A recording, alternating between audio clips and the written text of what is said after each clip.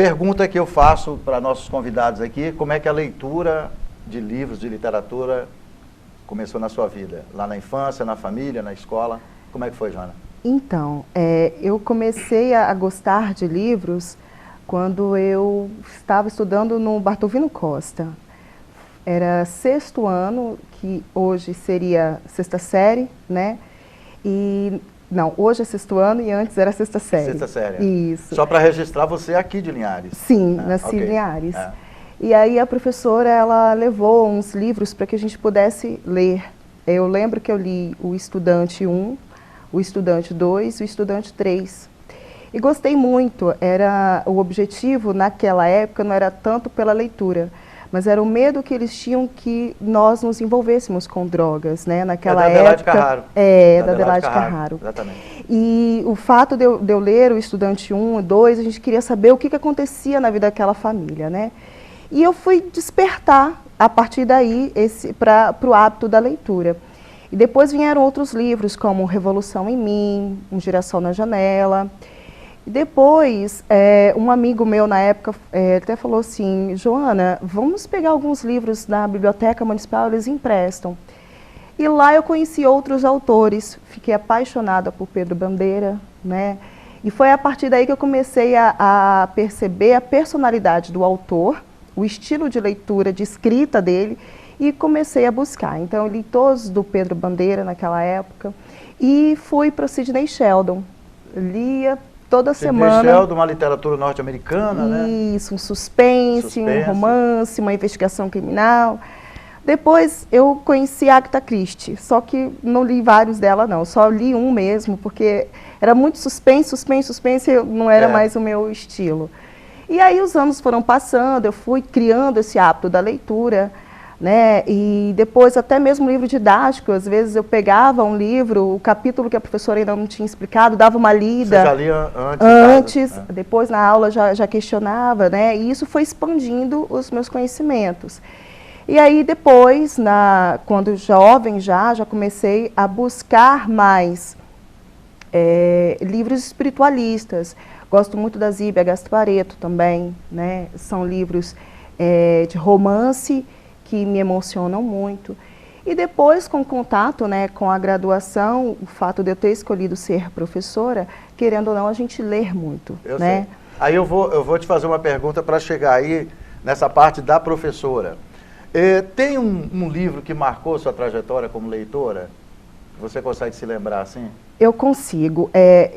Embora eu sou fã de alguns autores, né, tem um livro da Zíbia Gasparetto, Sem Medo de Viver.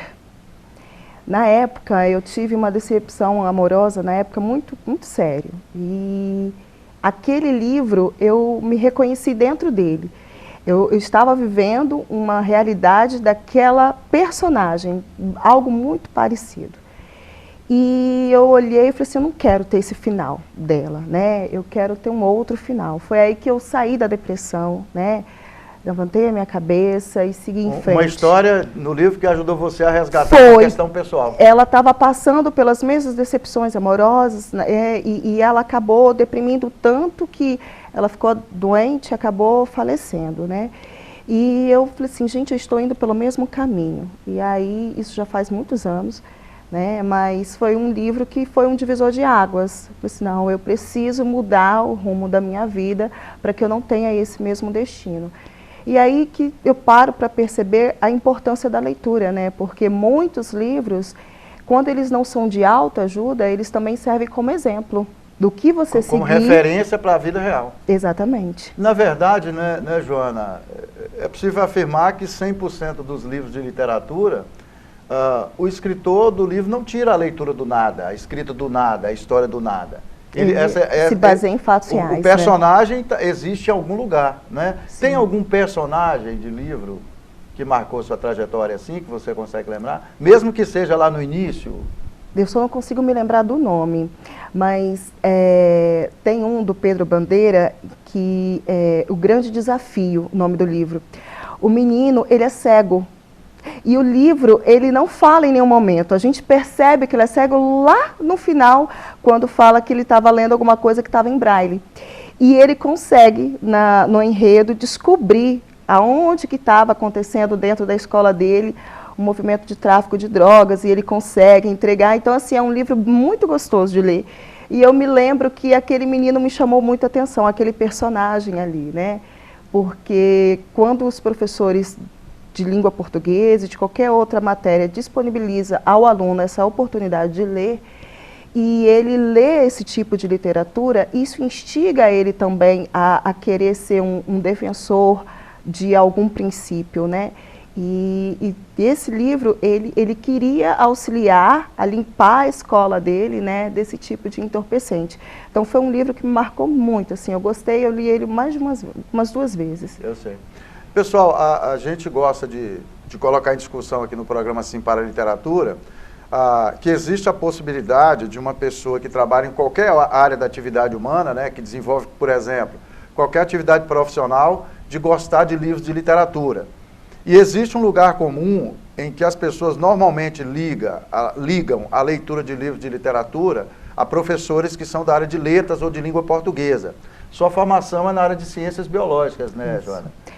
Como é que uma professora, uma pessoa que foi para a área de ciências biológicas, você fez a graduação e o mestrado nessa área, né, se interessou por literatura? Ou de que forma que ler livros de literatura te levou para essa área? Na verdade, foi isso. A minha área é ciências biológicas, como você disse, a primeira graduação, e depois eu fiz um mestrado em ensino na educação básica. Mas você fez na área de educação? Na área de educação. Já dando aula? Já dando aula, como professora de ciências e de biologia. E a partir daí eu enveredei para a área das humanas, né? Eu sempre percebi o seguinte: o aluno que lê bem, ele interpreta bem e ele aprende qualquer matéria. E eu, quanto professora de ciências, eu sempre gostei de trabalhar livros paradidáticos. Eu gostava de contextualizar o conteúdo de ciências com alguma literatura na área. Então, por muitos anos, eu trabalhei com o 8º ano e que tinha o sistema reprodutor. Então, eu trabalhava os conteúdos do sistema reprodutor e livros voltados para prevenir a gravidez na adolescência. Então, tinha um livro, Grávida aos 14 anos, que eu consegui vários exemplares desse livro e tirava uma aula da semana para que eles pudessem ler, e depois eles faziam um teatro do livro.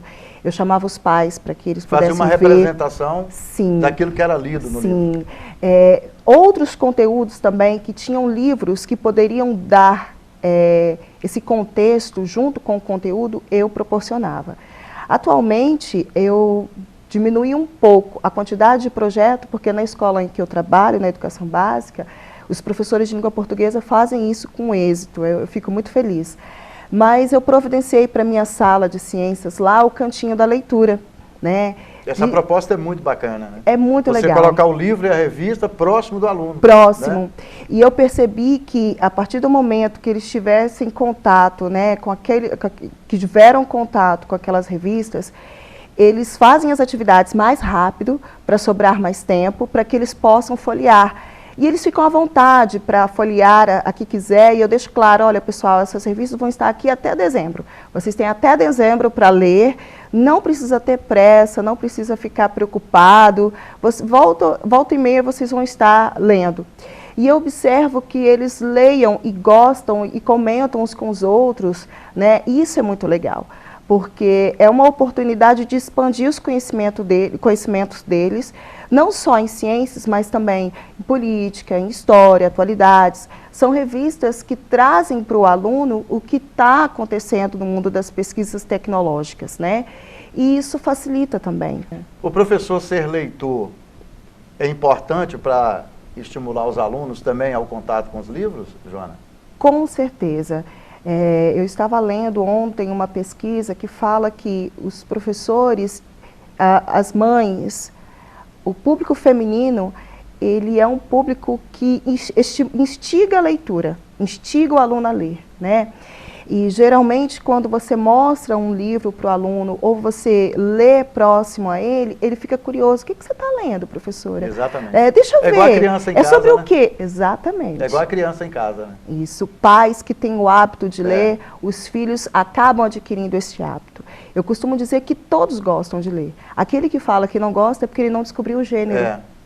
e você não tem como sentir falta daquilo que você não conhece, né? Exatamente. A partir do momento que você conhece a leitura, aí fica difícil de deixar, né, de largar. Tem uma pesquisa importante que mostra que as pessoas que têm o hábito da leitura, ou elas foram influenciadas pela mãe em casa, ou foram influenciadas principalmente pela professora, né? Então, o feminino tem um papel extremamente importante. Até o final, início aí dos anos de 1900, final dos anos de 1800, a mulher não tinha praticamente acesso à escolaridade, né? Enquanto a família preparava o homem, né, para ser o advogado, ser o doutor, a mulher normalmente, a filha, normalmente era preparada para as prendas domésticas, né? Ter tido acesso ao universo da leitura contribuiu para que a mulher se tornasse mais empoderada, se tornasse mais independente? Para a gente finalizar, Joana. Com certeza. Eu penso que o fato da mulher estar, né, estudando mais, estar se posicionando mais, tanto no mercado de trabalho quanto na sociedade, instiga elas a escreverem mais. Muitos artigos hoje que você busca, independente da temática, sempre tem artigos femininos ali. Então eu penso que a perspectiva de crescimento da publicação feminina é grande. E isso estimula que mais mulheres escrevam, né? E que nós, mulheres, também temos uma grande responsabilidade em instigar nossos filhos a ser leitores. Porque eu, quanto mãe... E reproduzir esse comportamento no seu círculo de relacionamento. Exatamente. A mãe, a mulher, a professora é bastante influenciadora, não é? Certo, com certeza. Se nós passarmos essa herança para os nossos filhos, com certeza serão adultos leitores que vão fomentar ainda mais. Maravilha. Obrigado por ter vindo. Muito obrigada, As portas viu? do programa Sim para a Literatura estão abertas. Eu agradeço pela oportunidade. Tá bom? Muito obrigada.